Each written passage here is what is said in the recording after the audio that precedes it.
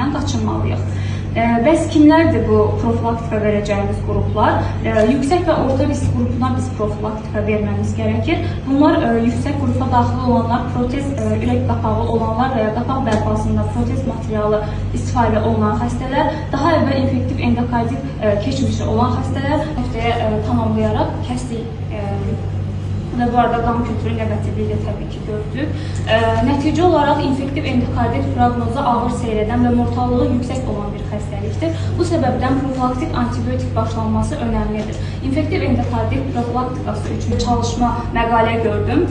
Bu məqalədə endokarditli xəstələrdə vegetasiya və intrakardial ağırlaşmaların aşkarlanmasında toraks kompüter tomoqrafiyası ilə transezofageal ekokardiografiya qarşılaşdırılır və nəticə olaraq kiçik vegetasiyaların, yəni 10 mm altında qapaq perforasiyası və intrakardiası yoxdursa, orta risk qrupuna daxildirsə, prosedurdan 30-60 dəqiqə əvvəl amoxicillin və amoxicillin 2 qram IV və yaxud amoxicillin 2 qram prosedurdan 1 saat öncə vermək gərəkir. Əgər pensilin allergiyası varsa və yüksək qrupdursa, bu zamanda vankomisin seçim preparatımız ola bilər.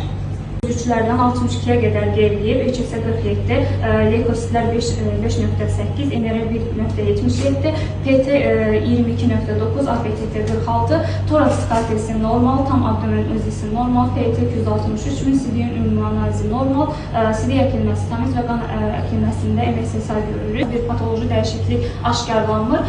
Biz xəstəyə subaktam amoxicillin 1.5 qramdan 4 dəfə IV başlayırıq və xəstə bir ay san müalicəsi alır və kardioloji əməliyyatda bu şəkildə alınır.